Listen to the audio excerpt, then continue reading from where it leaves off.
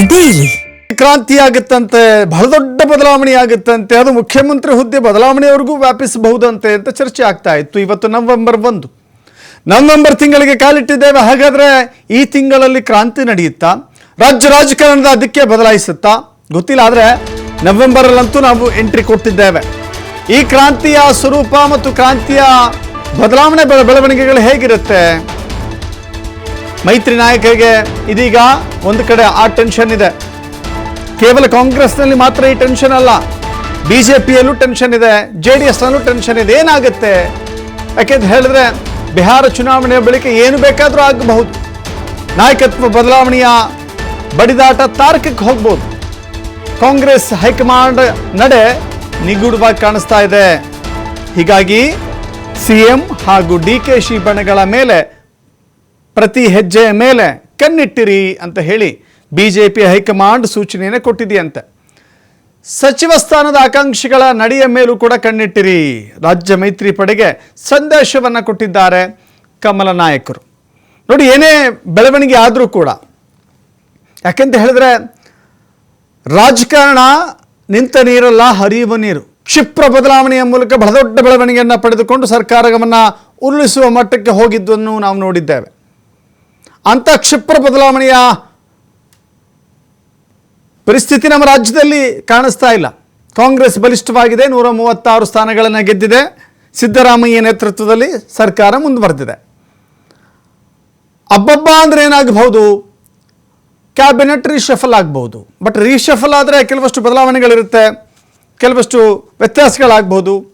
ಅಸಂವಿಧಾನಿತರನ್ನು ಸಂಧಾನಗೊಳಿಸುವಂಥ ಪ್ರಕ್ರಿಯೆ ನಡೆಯಬಹುದು. ಅಥವಾ ಕೇವಲ ಕ್ಯಾಬಿನೆಟ್ ರೀಶಫಲ್ಗೆ ಮಾತ್ರ ಸೀಮಿತವಾಗಿರದೆ ಇದು ಮುಖ್ಯಮಂತ್ರಿಯ ಬದಲಾವಣೆ ವಿಚಾರಕ್ಕೆ ಹೋದರೆ, ಪವರ್ ಶೇರಿಂಗ್ ವಿಚಾರಕ್ಕೆ ಹೋದರೆ ಅದು ಏನು ಬೇಕಾದರೂ ಆಗಬಹುದು ಎನ್ನುವ ನಿರೀಕ್ಷೆಗಳಿದ್ದಾವೆ. ಸೊ ಹೀಗಾಗಿ ಅದರ ಲಾಭವನ್ನು ಪಡೆದುಕೊಳ್ಬೇಕು ಅಂತ ಹೇಳಿದ್ರೆ BJP ಅಲರ್ಟ್ ಆಗಿರಬೇಕು. ಪ್ರತಿ ಹೆಜ್ಜೆಯ ಮೇಲೆ ಒಂದು ಗೂಢಾಚಾರಿಕೆಯನ್ನು ಮಾಡ್ತಾ ಇರಬೇಕು. ಅದು 2 ಬಣಗಳು ಅಂತ ಹೇಳಿ ಈಗ ಕಾಣಿಸ್ಕೊಂಡಿದ್ದಾವಲ್ಲ, 2 ಬಣಗಳು, ಅದನ್ನು ಹೇಗೆ ರಾಜಕೀಯವಾಗಿ ಲಾಭವನ್ನಾಗಿ ಪರಿವರ್ತನೆ ಮಾಡಿಕೊಳ್ಬೋದು, ಹಾಗೆ ಕಾಂಗ್ರೆಸ್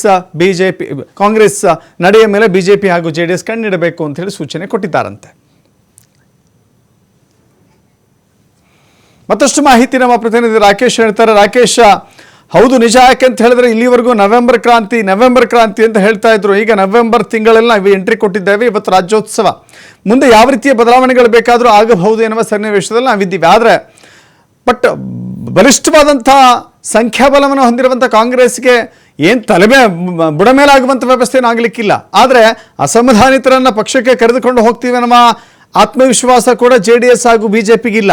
ಬಟ್ BJP ಮುಂದಿರುವ ಆಯ್ಕೆಗಳೇನಿಲ್ಲ ಅಂತ. ದಶರಥ್, ರಾಜ್ಯ ರಾಜಕಾರಣದಲ್ಲಿನ ನವೆಂಬರ್ ಕ್ರಾಂತಿಯ ವಿಚಾರ, ರಾಜಕಾರಣದಲ್ಲಿ ಏನನ್ನು ಬೇಕಾದರೂ ಮಾಡಬಹುದು ಅನ್ನುವಂಥ ಸನ್ನಿವೇಶ ಈಗ ಸೃಷ್ಟಿಯಾಗ್ತಾ ಇದೆ. ಅಂದರೆ ಈ ವಿಚಾರಕ್ಕೆ ಸಂಬಂಧಪಟ್ಟ ಹಾಗೆ ಎಲ್ಲ ರೀತಿಯ ಚರ್ಚೆಗಳು ಕೂಡ ರಾಜಕೀಯ ವಲಯದಲ್ಲಿ ನಡೀತಾ ಇದೆ. ಇದಕ್ಕೆ ಪೂರಕವಾಗಿ ಈಗ ಮೈತ್ರಿ ಪಕ್ಷಗಳಿಗೂ ಕೂಡ ಅದೇ ರೀತಿಯಾದಂಥ ಸನ್ನಿವೇಶ ಎದುರಾದರೆ ಏನು ಮಾಡಬೇಕು ಅನ್ನುವಂಥ ನಿಟ್ಟಿನಲ್ಲಿ ಚರ್ಚೆಗಳನ್ನು ಮಾಡೋದಕ್ಕೆ ಅವಕಾಶ ಸಿಕ್ಕಿದೆ. ಈ ಹಿನ್ನೆಲೆಯಲ್ಲಿ ಪಕ್ಷದ ವರಿಷ್ಠ ನಾಯಕರು ಮೈತ್ರಿ ಪಕ್ಷದ ಸದಸ್ಯರುಗಳಿಗೆ ಸೂಚನೆಯನ್ನು ಕೊಟ್ಟಿದ್ದಾರೆ ಅನ್ನುವಂಥ ಮಾಹಿತಿ ಸಿಕ್ಕಿದೆ.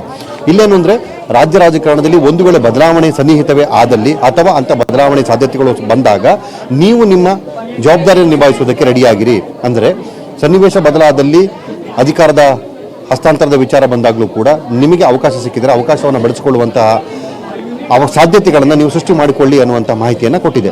ಇದರ ಹೊರತಾಗಿ ಈಗಿನ ಪರಿಸ್ಥಿತಿಯಲ್ಲಿ ಅಂದರೆ ಯಾವ ರೀತಿಯಾದಂಥ ವಾತಾವರಣ ನಿರ್ಮಾಣವಾಗಬಹುದು, ಅಂತಹ ವಾತಾವರಣದ ಸನ್ನಿವೇಶದಲ್ಲಿ ನಾವೇನು ಮಾಡಬೇಕು ಅನ್ನೋದರ ಸಂಬಂಧಪಟ್ಟ ಹಾಗೆ ಚರ್ಚೆಗಳನ್ನು ಯಾವ ರೀತಿ ಮಾಡಬೇಕು, ಅದಕ್ಕೆ ಕಾರ್ಯಕ್ರಮಗಳನ್ನು ಹಮ್ಮಿಕೊಳ್ಬೇಕು ಅನ್ನೋದರ ಬಗ್ಗೆ ಕೂಡ ಮಾತುಕತೆಗಳನ್ನು ಮಾಡುವುದಕ್ಕೆ ಯೋಜನೆಯನ್ನು ವರಿಷ್ಠ ಬಳಗ ಮಾಡಿಕೊಳ್ತಿದೆ. ಅದರ ಭಾಗವಾಗಿ ಇಲ್ಲಿನ ಬೆಳವಣಿಗೆಗಳ ಬಗ್ಗೆ ಸೂಕ್ಷ್ಮವಾಗಿ ಕಣ್ಣಿಡಿ, ಪ್ರತಿ ಹಂತದ ಮಾಹಿತಿಗಳನ್ನು ನಮಗೆ ರವಾನೆ ಮಾಡಿ ಅನ್ನುವಂತಹ ಸಂದೇಶವನ್ನು ರಾಜ್ಯದ ಮೈತ್ರಿ ನಾಯಕರಿಗೆ BJP ವರಿಷ್ಠರು ನೀಡಿದ್ದಾರೆ ಅನ್ನುವಂಥದ್ದು ತಿಳಿದು ಬಂದಿದೆ.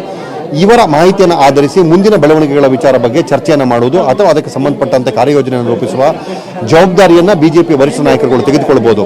ಹಾಗಾಗಿ ರಾಜ್ಯ ಸರ್ಕಾರದಲ್ಲಿನ ಅಧಿಕಾರದ ಹಸ್ತಾಂತರವೋ ಅಥವಾ ಸಂಪುಟದ ಪುನರಚನೆ ವಿಚಾರವೋ ಏನು ಕೂಡ ಆದಲ್ಲಿ ಅದರ ನಂತರದಲ್ಲಾಗುವಂಥ ಬೆಳವಣಿಗೆಗಳು ಮತ್ತು ಪರಿಸ್ಥಿತಿಯನ್ನು ಸೂಕ್ಷ್ಮವಾಗಿ ಗ್ರಹಿಸಿ ನಮಗೆ ಮಾಹಿತಿ ಕೊಡಿ ಅನ್ನುವಂಥ ಸಂದೇಶವನ್ನು ಕೊಟ್ಟಿದೆ. ಅದರ ಭಾಗವಾಗಿ ಈಗ ರಾಜ್ಯ